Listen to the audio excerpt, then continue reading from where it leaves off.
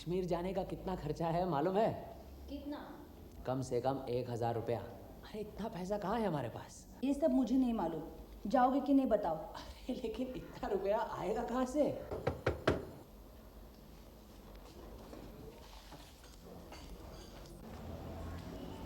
कहिए। मुझे सत्यन्वेषी व्योमकेश बख्शी से मिलना है। आइए। आइए बैठिए। क्या काम?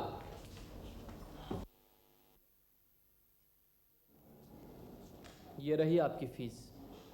मेरा काम कुछ अजीब सा है, इसलिए अगर अचानक मेरी मौत हो जाए तो मेरी मौत किसने और कैसे की, इसकी तहकीकात आप करेंगे। मरने के बाद ये मुमकिन नहीं होगा, इसलिए पैसे पेशगी दे रहा हूं। गिन लीजिए, पूरे 1000 हैं।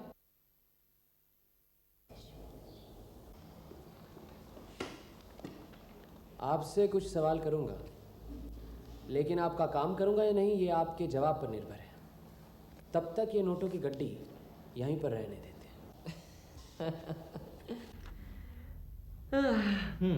नहीं, थैंक यू।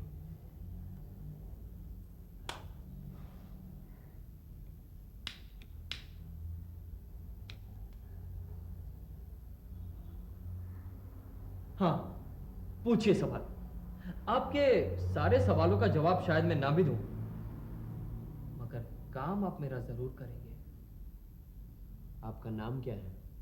ओह सॉरी, मैंने अपना नाम नहीं बताया अभी तक। सत्यकाम, सत्यकाम दास नाम है मेरा। सत्यकाम? हाँ, जैसे आप सत्यन्वेषी, वैसे मैं सत्यकाम। पहले तो कभी सुना नहीं। आपका उपनाम तो नहीं है? जी नहीं, ये मेरा असली नाम है। अच्छा, कहाँ रहते हैं? पता क्या है? यहीं कलकत्ता में 33/34 एमहर स्ट्रीट। क्या काम करते हैं? कुछ नहीं। पढ़ते हैं क्या? पढ़ता था कभी, अब तो सब छोड़ छाड़ दिया। लेकिन कुछ तो करते होंगे। कपड़े से तो ऐसा लगता है कि अच्छे खाते पीते घराने के हो। ठीक कहा आपने, खाता पीता घराना। धर्मतला स्ट्रीट पर आपने सुचित्रा एम्पोरियम का नाम जरूर सुना होगा। हाँ सुना है, बड़ा डिपार्टमेंटल स्टोर है। सुचित्रा एम्पोरियम में मैं भागीदार हूँ। भागीदार? दूसरे भागीदार कौन है? दूसरे नहीं, सिर्फ एक। उषा नाथ नाम के एक आदमी है, मेरे पिताजी। ये एम्पोरियम तो काफी दिनों से है। हाँ, मेरी माँ के पिताजी ने इस एम्पोरियम की स्थापना की थी। फिर मेरे पिताजी इसमें भागीदार बन गए। फिर मेरे नाना के मरने के बाद मैं इसमें भागीदार बन गया। मेरी माँ मेरे नाना की इकलौती संतान थी और मैं मेरी माँ की। समझा। आप शराब पीते हैं? क्यों, बू आ रही है क्या? आपकी उम्र क्या होगी? 21वां चल रहा है। जन्म की तारीख भी आपको बता देता हूँ, 7 अगस्त 1935। आप क्या कितने दिनों से पी रहे हैं? 14 साल का था तभी से पी रहा हूँ। हाँ, रोज पीते हैं? हाँ, जब मन करता है पी लेते हैं। लगता है आप दोनों इस सुख से वंचित हैं। शराब से जुड़ी हुई दूसरी बुराइयों का भी शौक है आपको? अरे बुराइयां क्यों कह रहे हैं व्योमकेश बाबू? इतनी लोकप्रिय चीज क्या बुरी हो सकती है? हाँ, कितनी लड़कियों को बिगाड़ा है? कभी गिनती नहीं रखी। हाँ। आपने कहा कि आपकी मौत अचानक हो सकती है। क्या आपको डर है कोई आपका खून करेगा? जी। कौन खून कर सकता है? जिन लड़कियों को बिगाड़ा है उनके कोई सगे संबंधी? हो सकता है। किसी पर शक है? शक तो है, मगर नाम नहीं लूंगा। अपनी जान बचाने की भी कोशिश नहीं करेंगे? कोशिश से कोई फायदा नहीं होगा। मेरा ख्याल है मैंने आपके सारे सवालों का जवाब दे दिया है। आज चलता हूँ, रात को एक जरूरी अपॉइंटमेंट है। ये रखिए, गुड नाइट। अपनी लोकप्रियता बढ़ाने जा रहे हैं? जाहिर है। अच्छा, अगर आपका खून हो जाए तो हमें पता कैसे चलेगा? आपको अखबार से पता चल ही जाएगा। वैसे आप खुद भी पूछताछ कर सकते हैं। आपको ज्यादा इंतजार नहीं करना पड़ेगा। 1000 रुपए के लिए परेशान हो गए थे ना, मिल गए ना रुपए? सब ऊपर वाले की मर्जी। चलो कश्मीर जाने की तैयारी करो। कैसे लगा लड़का तुम्हें? अरे इतना बेहुदा और मुंहफट लड़का मैंने आज तक नहीं देखा। मैंने भी। ताज्जुब की बात यह है कि उसे अपनी जान की परवाह नहीं, लेकिन मौत के बाद तहकीकात करवाना चाहता है। कश्मीर जाने की सोच रहे हैं, लेकिन हमारे पास गर्म कपड़े कहाँ हैं? अरे पिछली साल पटना में तो थे ना। वो तो सब भैया के थे, हमारे पास क्या है? वहाँ ठंड कुछ कम थी इसलिए गुजारा हो गया, लेकिन कश्मीर में तो कम से कम 3 मोटे कंबल चाहिए और मेरे लिए ओवरकोट। चलो कल सवेरे ही निकल पड़ते हैं। कहाँ जाओगे? सुचित्रा एम्पोरियम, 1 पंथ 2 काज। लो संभालो।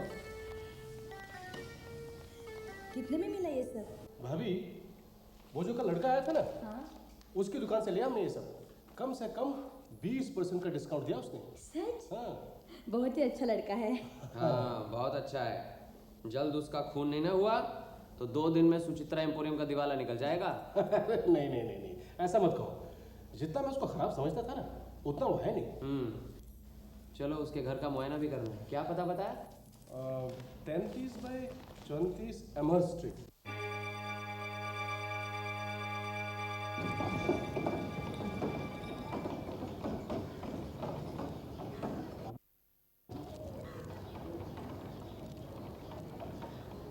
मुमताज बाबू,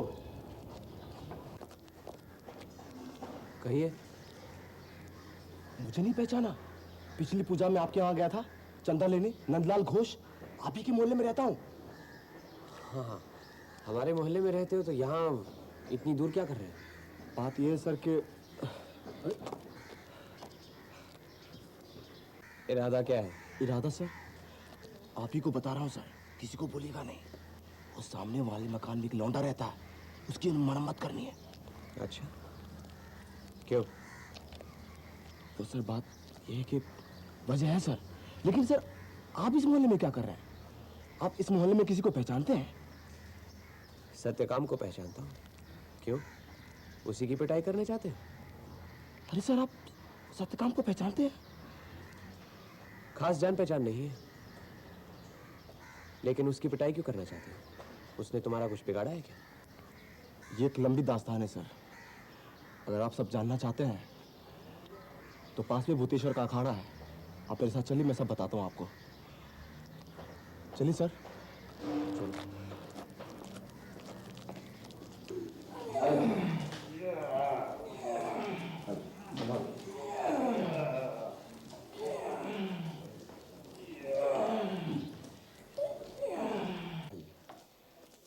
यही हमारे अखाड़े के उस्ताद भूतेश्वर बाग। और भूतेश्वर उस्ताद ये मशहूर जासूस व्योमकेश बख्शी, और आप हैं इन्हीं के दोस्त अजीत बाबू।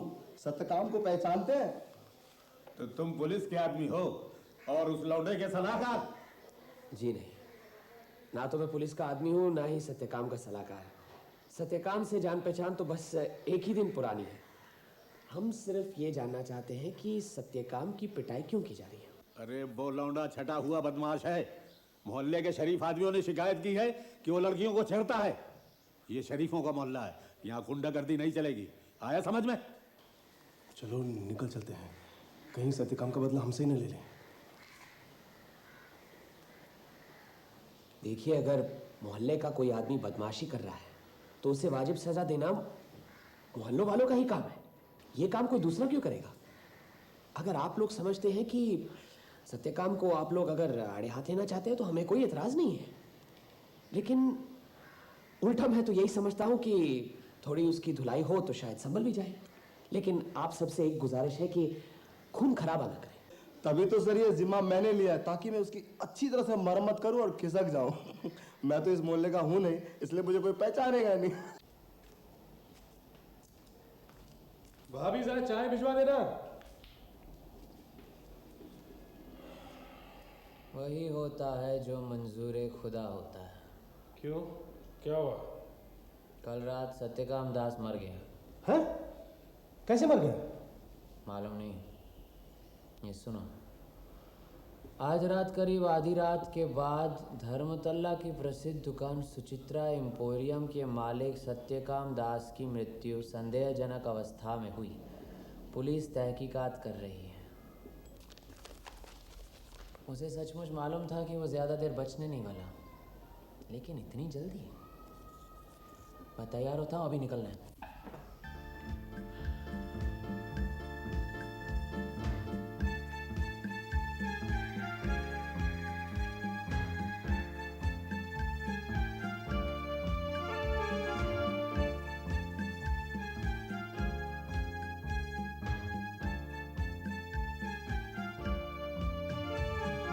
ये क्या है?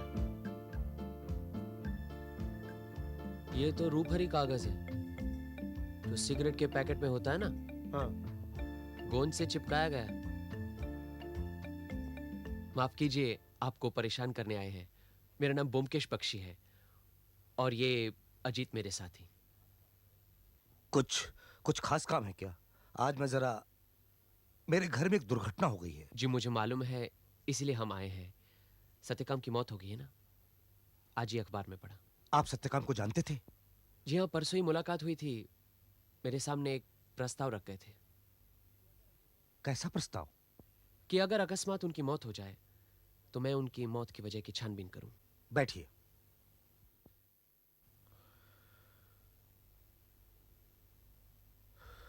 ठीक है, बताइए क्या करना होगा। कल रात कब और किस तरह सत्यकाम की मौत हुई, कुछ बता सकते हैं आप?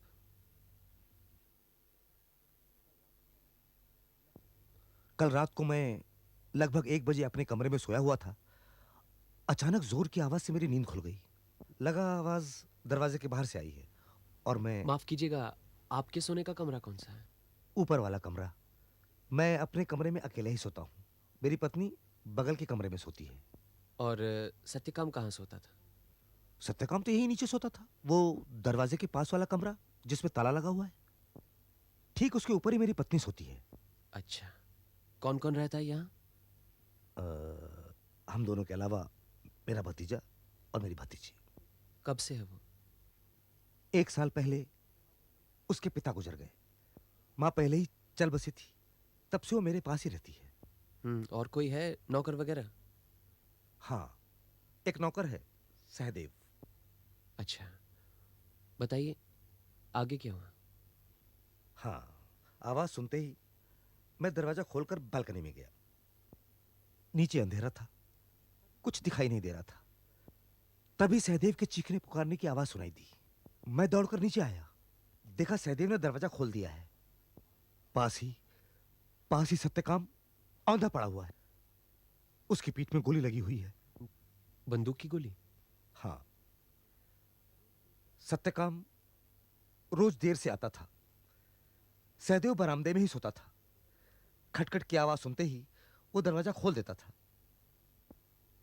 कल आवाज आने पर दरवाजा खोलने से पहले ही किसी ने सत्यकाम पर पीछे से गोली चला दी। मौत गोली से हुई। फिर क्या? फिर पुलिस को इत्तला कर दी। सत्यकाम के कमरे पर ताला कौन लगाता है? वो खुद। जब भी वो कहीं जाता था, खुद ही कमरे में ताला लगाकर जाता था। और उस ताले की चाबी क्या पुलिस के पास है? हाँ। अच्छा, पुलिस ने कमरा खोलकर नहीं देखा? नहीं। ठीक है, आपसे तो और कुछ नहीं पूछना, लेकिन आपके घर के लोगों से तो एक सवाल करने हैं। पूछिए, किसको बुलाऊं? आपका नौकर सहदेव घर पर होगा अभी? जी हाँ, बुलाता हूं। सहदेव!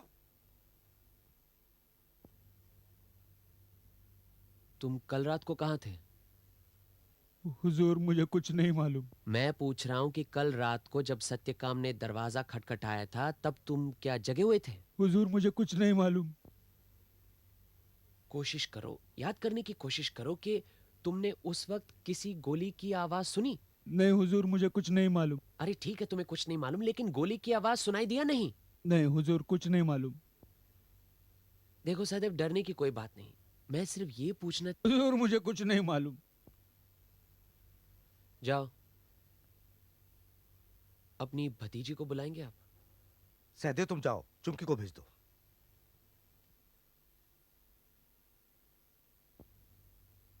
तुम्हारे मामा ने कहा कि तुम 1 साल से यहाँ रह रही हो। पहले कहाँ थी? मानिक तला। लिखाई पढ़ाई करती हो? जी, कॉलेज में पढ़ती हूँ। और तुम्हारे भैया? वो भी कॉलेज में पढ़ते हैं। अच्छा, कल रात तुम्हें कब पता चला? मैं सो रही थी, भैया ने जोर से कमरे का दरवाज़ा खटखटाया और मेरी नींद टूट गई। तुम रात को कमरे का दरवाजा बंद करके सोती हो? हाँ। सोने का कमरा कहाँ है, नीचे या ऊपर? नीचे, पीछे की तरफ, भैया के कमरे के साथ साथ। तुमने कोई बंदूक की आवाज सुनी? नहीं। नींद टूटने के बाद क्या किया? भैया के साथ इसी कमरे में आई, तब मामा टेलीफोन कर रहे थे। और तुम्हारी मामी? मामी यहाँ नहीं थी। ऊपर जाकर देखा, तब अपने कमरे में बेहोश पड़ी थी। अच्छा ठीक है, तुम जाओ।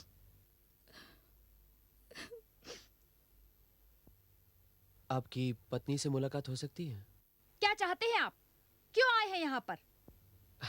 क्षमा कीजिए, मेरा फर्ज बनता है, इसीलिए आप लोगों के सामने कुछ गुस्ताखी कर रहा हूँ। आपको तो किसी ने नहीं बुलाया। आपका यहाँ कोई फर्ज नहीं है। जाइए आप, हमें परेशान करने की कोई जरूरत नहीं। क्या आप नहीं चाहती कि सत्यकाम की मृत्यु के रहस्य का कोई समाधान हो? बिल्कुल नहीं चाहती। जो होना था सो हो गया। जाइए आप और छुट्टी कीजिए।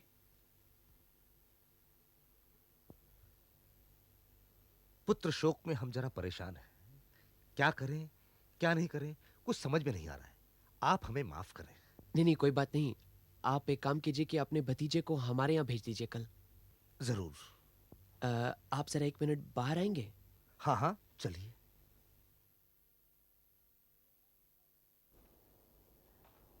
आइए। उषानाथ बाबू, ये यहाँ क्या लगा हुआ है? क्या मालूम, पहले तो कभी गौर नहीं किया। हाँ, लेकिन ये हाल ही में चिपकाया गया है। अगर यहाँ पर कोई छोटा बच्चा होता तो शायद पूछते, लेकिन आप पूछिए किसने लगाया है। सहदेव, चुमकी, जरा इधर आओ। मुझे कुछ नहीं मालूम साहब। ठीक है, जाओ चुमकी को भेज दो। पूछिए क्या पूछना है। चुमकी, ये यहाँ पर क्या लगा हुआ है, तुम्हें मालूम है? मुझे नहीं पता किसने कब लगाया, लेकिन कल शाम ये यहाँ नहीं था। अच्छा ठीक है, इसे यहीं पर लगा रहने दीजिए। हाँ? अच्छा उषानाथ बाबू, नमस्कार। नमस्कार। चलो अजीत।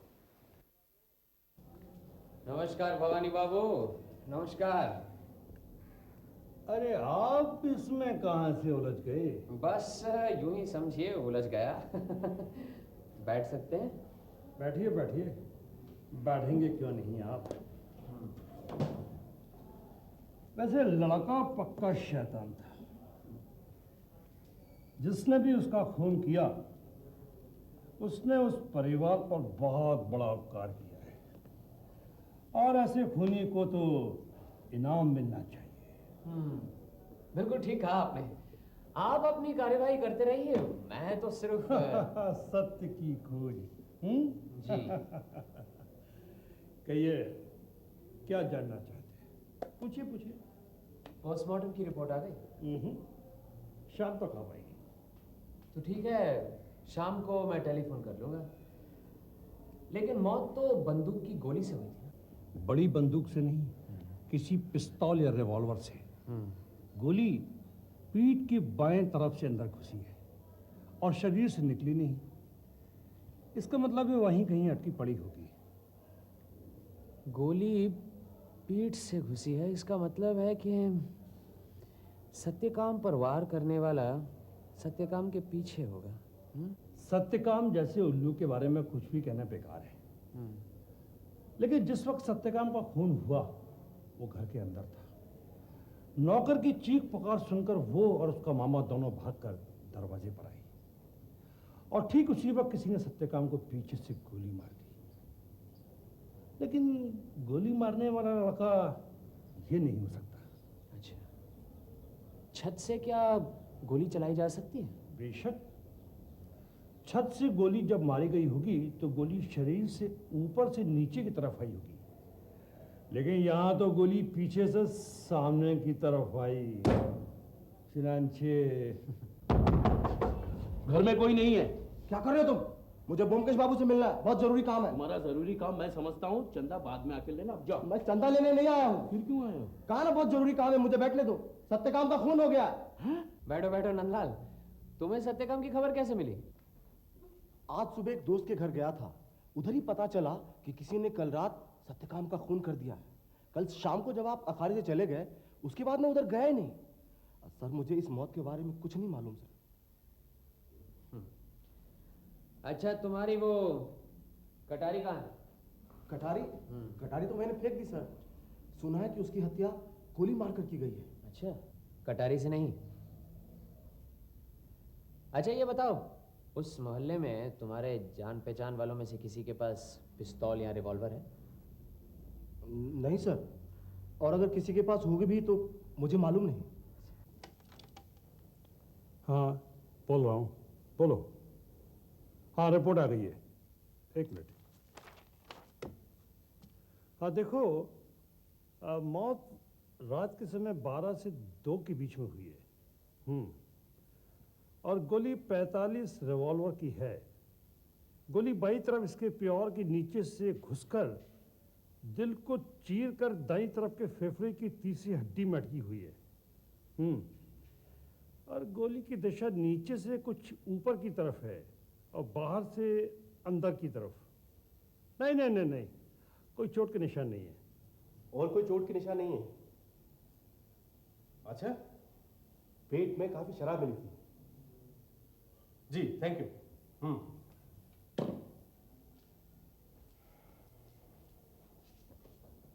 गोली की दिशा क्या बताई? नीचे से ऊपर की तरफ और बाहर से अंदर की तरफ। मतलब गोली चलाने वाला पीछे जाड़ में बैठा छुपा था और उसने बैठे बैठे गोली चलाई थी। बैठकर गोली चलाई? क्यों? ये मुझे क्या मालूम, उसने मुझसे पूछ के थोड़ी गोली चलाई थी। मैं तो सोने जाती हूँ। तुम कहना चाहते हो कि खूनी पहले से ही अहाते के अंदर छुपा बैठा था और जब सत्यकाम ने बड़ा फाटक बंद करके 25-30 कदम चलकर दरवाजा खटखटाया तो खूनी ने गोली चलाई। मैं पूछता हूं क्यों? क्यों? सत्यकाम जब फाटक खोल कर आया उसने तब क्यों नहीं गोली चलाई?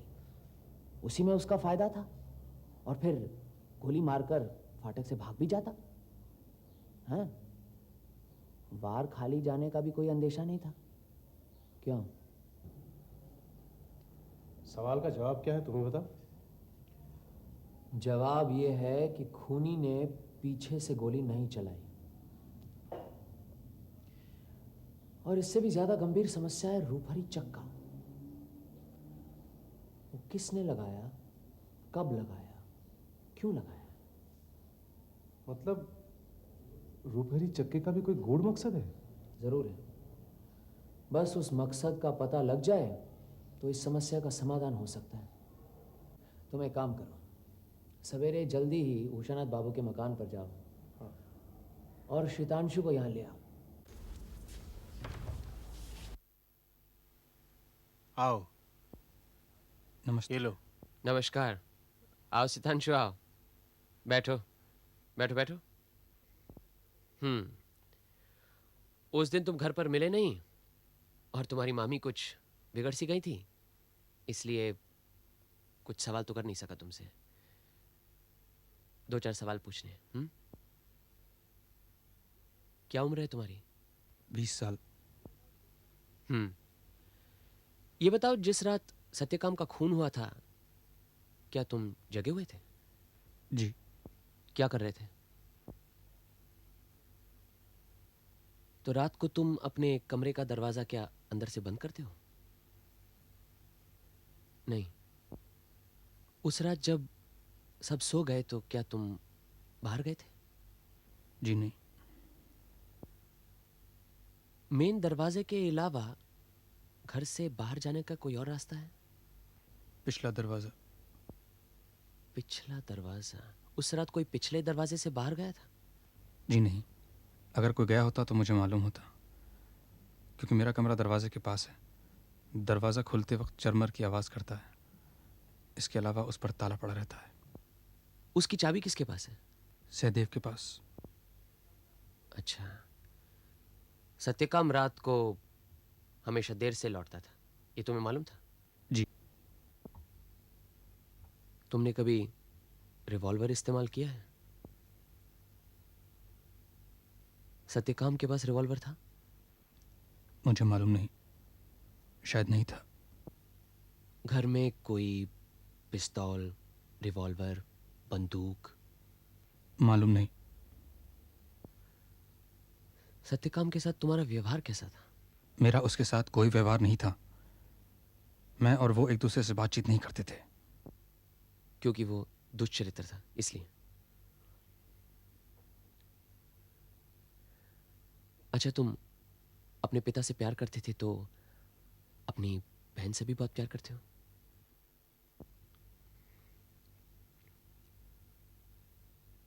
सत्यकाम का खून करने की कभी इच्छा हुई थी? कोई बात नहीं, मैं समझता हूं। लेकिन कभी चेतावनी तो दी होगी? दी थी। मैंने उसे साफ साफ कहा था कि उसने अगर इस किस्म की हरकत घर के अंदर की तो मैं उसे छोड़ूंगा नहीं। घर से तुम्हारा मतलब चुमकी से? अच्छा, उस रात नौकर की चिल्लाहट सुनकर तुमने जाकर क्या देखा? मैंने देखा बाहर सत्यकाम औंधा पड़ा हुआ था। लेकिन तुमने देखा कैसे? वहां तो अंधेरा था। उसके हाथ में एक टॉर्च थी जो जल रही थी। फिर मामा ने भी बाहर की बत्ती जला दी थी। तुम्हारे मामा मामी तो सत्यकाम को लेकर काफी परेशान रहते थे ना? कैसी परेशानी? मतलब आपस में झगड़ा अक्सर जो इस तरह होता रहता है। नहीं, ऐसा कुछ नहीं था। उन लोगों में कभी झगड़ा नहीं होता। बिल्कुल नहीं? नहीं, वो तो एक दूसरे से बात भी नहीं करते। बात नहीं करते? मतलब मामा मामी से बात नहीं करना चाहते, मामी उनसे बात नहीं करना चाहती।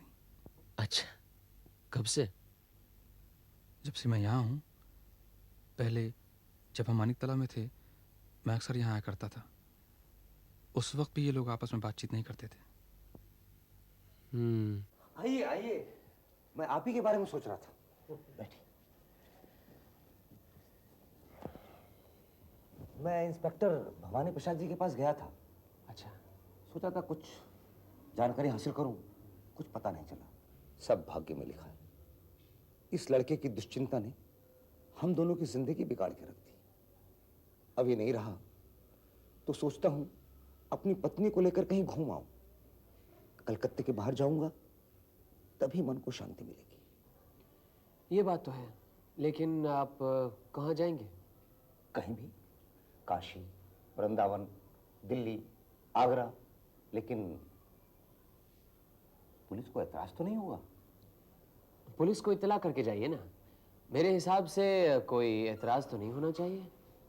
फिर तो मैं कल परसों ही चला जाता हूँ। कलकत्ते में अब मेरा दम घुटने लगा है।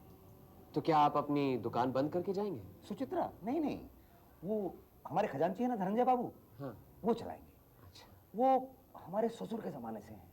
और फिर मैं सोच रहा हूँ कि सितांशु है ना, वो भी दुकान संभाले। पढ़ लिख कर क्या करेगा, आखिर दुकान उसे ही तो संभालनी है।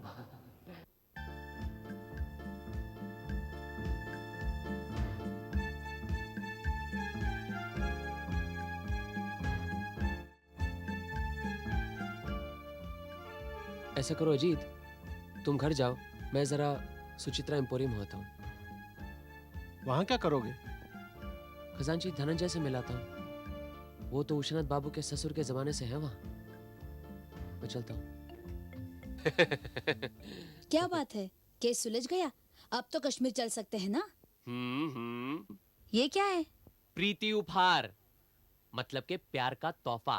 कैसा तोहफा? अरे 20-25 साल पहले शादी के मौके पर ऐसे छपे हुए उपहार देने का आम रिवाज था। ये वही कागज है, खजांची धनंजय मंडल ने मुझे दिया है। क्या बात है, साफ साफ बताओ ना, कश्मीर घूमने जा सकते हैं या नहीं? ओहो, पहले ये सुनो। कुमारी सुचित्रा का शुभ विवाह उषा नाथ के साथ। बाद में एक बकवासी कविता, नीचे कविता लिखने वाले का नाम, धनंजय मंडल और सुचित्रा एम्पोरियम के अन्य कर्मचारी, कलकत्ता 17 फरवरी 1935।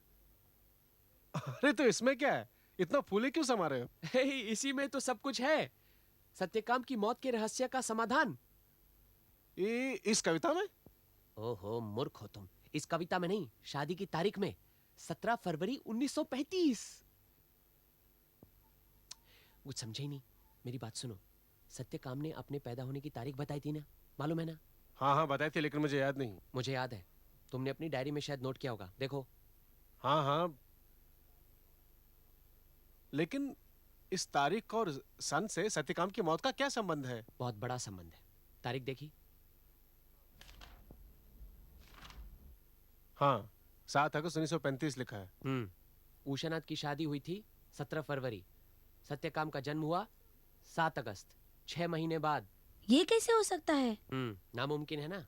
हाँ नामुमकिन है। तो सत्यकाम उषानाथ का लड़का नहीं है। तो फिर किसका लड़का है? ये मुझे नहीं मालूम। लेकिन इस तारीख और सन से सत्यकाम की मौत का क्या संबंध है भाई? ओहो, सत्यकाम का खून उषानाथ ने किया है। क्या?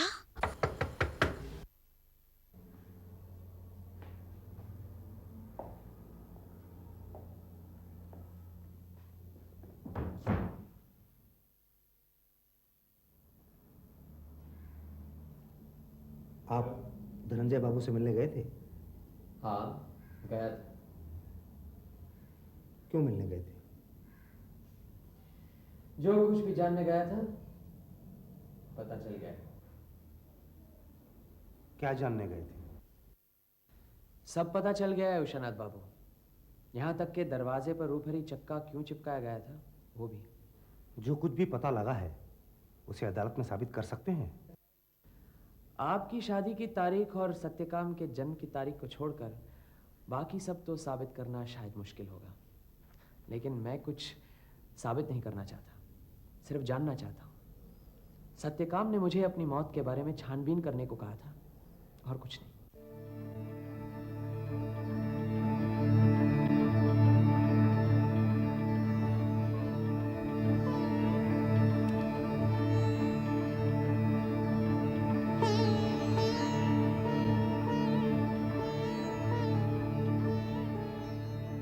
व्योमकेश बाबू, सत्यकाम का खून करना क्यों जरूरी था, आप जानना चाहते हैं? हाँ जरूर।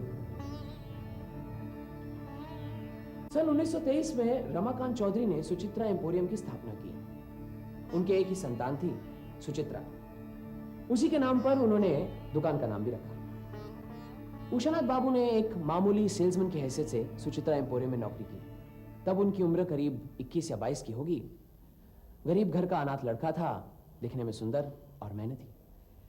फिर 2 साल नौकरी करने के बाद उषानाथ बाबू की किस्मत खुल गई। एक दिन रमाकांत चौधरी ने उषानाथ को अपने पास बुलाया और कहा कि वो अपनी इकलौती बेटी की शादी उषानाथ से करना चाहते हैं। उषानाथ को तो जैसे धरती पर चांद मिल गया। कुछ दिनों के बाद दोनों की धूमधाम से शादी हो गई। उषानाथ बाबू के सहकर्मियों ने प्रीति उपहार के तौर पर एक मलमल जैसे कागज पर कविता छपवाकर उन्हें भेंट दी। वही कागज आज मुझे खजांची धनंजय मंडल ने दिया। लेकिन शादी की पहली रात को ही उषानाथ बाबू को पता चल गया कि रमाकांत चौधरी ने अपनी इकलौती बेटी की शादी एक गरीब मामूली कर्मचारी से क्यों की। शादी की रात सुचित्रा 3 महीने की गर्भवती थी और पूरी रात उषानाथ बाबू ने कुर्सी पर बिताई। अगले सवेरे वो रमाकांत बाबू से जा मिले और कहा कि आपका मकसद पूरा हो गया, अब मुझे छुट्टी दीजिए। लेकिन रमाकांत बाबू भी इस स्थिति के लिए तैयार थे। उन्होंने उषानाथ बाबू से कहा कि उन्हें कोई ऐसी वैसी हरकत नहीं करनी चाहिए जिससे उनका भी मुंह काला हो। बेहतर ये होगा कि वो चुपचाप सब कुछ सह ले, किसी को कुछ पता नहीं चलेगा। साथ में उन्होंने उषानाथ बाबू के हाथ में एक वकालतनामा रख दिया, जिसके मुताबिक सुचित्रा एम्पोरियम में उषानाथ बाबू भी बराबर के हिस्सेदार बने। उन्होंने कहा, आज तो मेरा हुक्म चलता था, अब कल से तुम्हारा भी हुक्म चलेगा। उषानाथ बाबू का सर चकरा गया। किसका नहीं चकरा था? इतनी धन दौलत को वे ठुकरा न पाए।